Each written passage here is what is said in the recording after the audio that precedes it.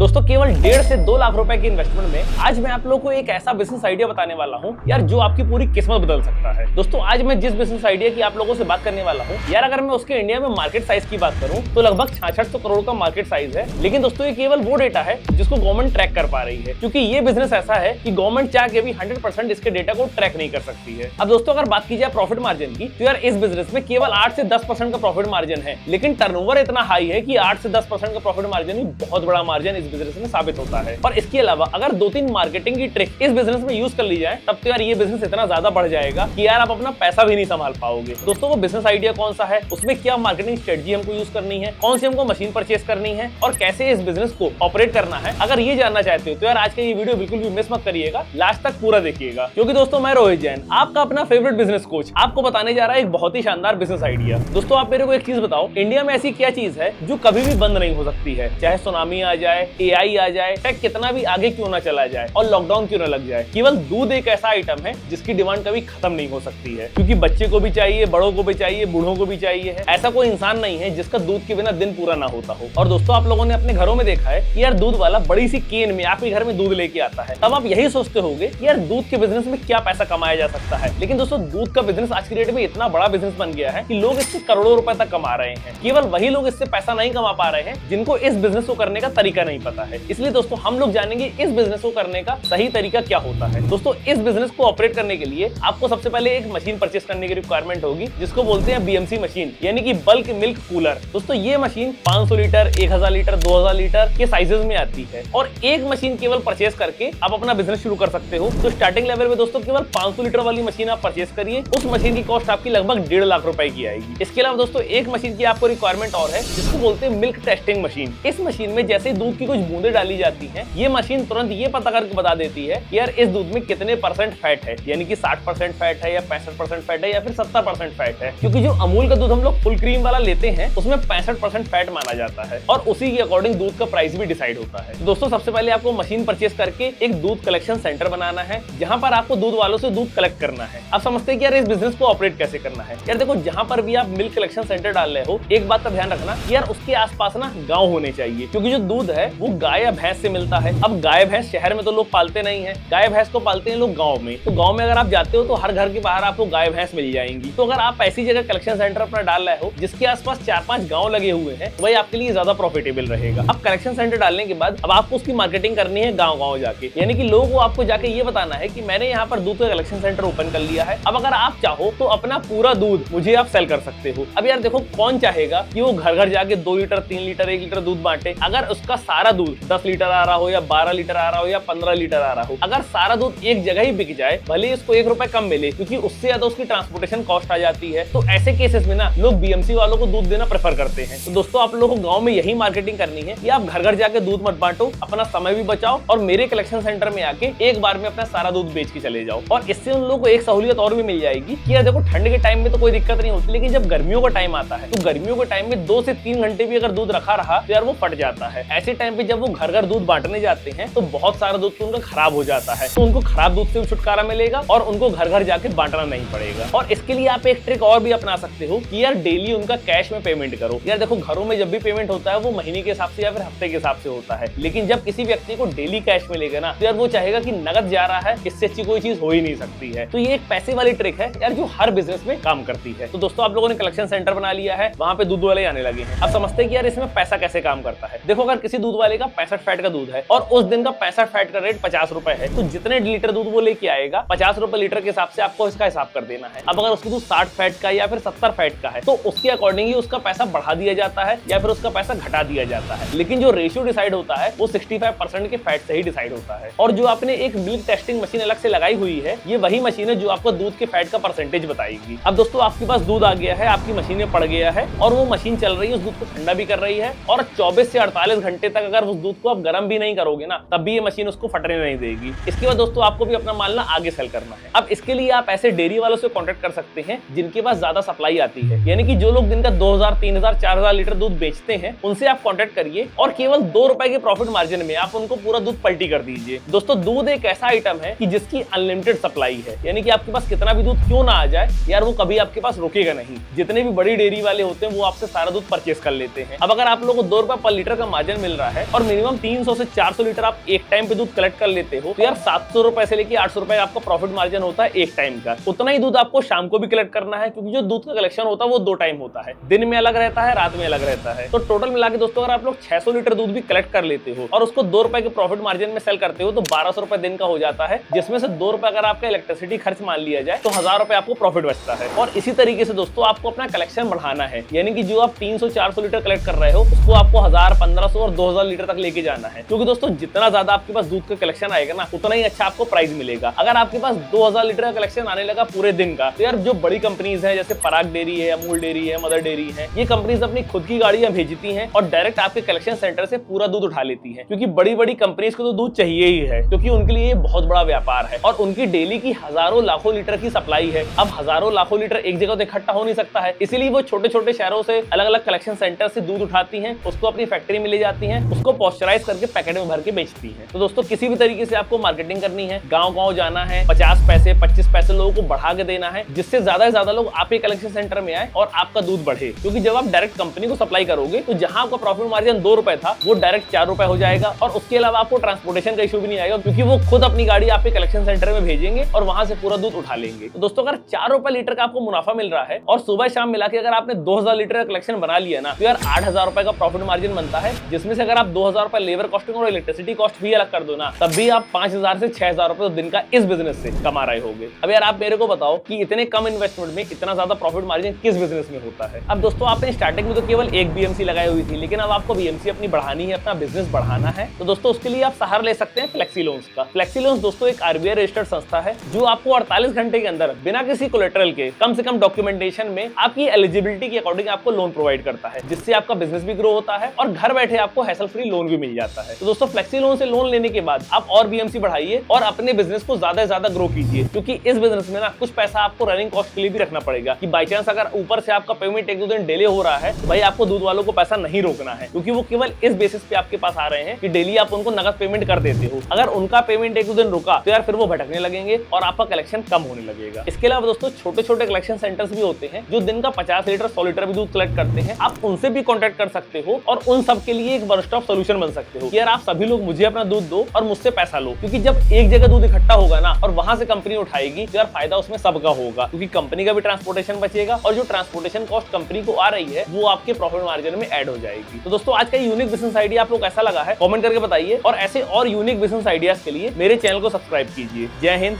Jai finance.